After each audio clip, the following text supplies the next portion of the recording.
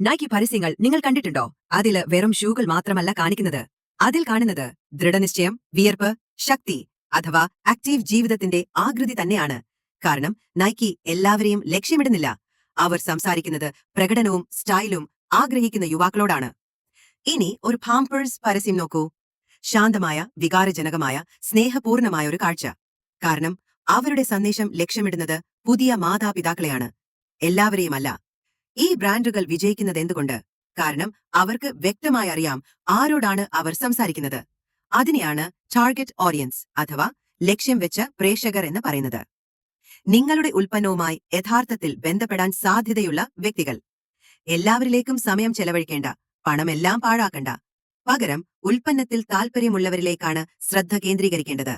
അതിനാൽ ഇടപെടൽ വർദ്ധിക്കും, വിൽപ്പന മെച്ചപ്പെടും, വിശ്വസ്തത ഉറപ്പാകും. ഇനി ടാർഗറ്റ് ഓഡിയൻസ് എങ്ങനെ കണ്ടെത്താം?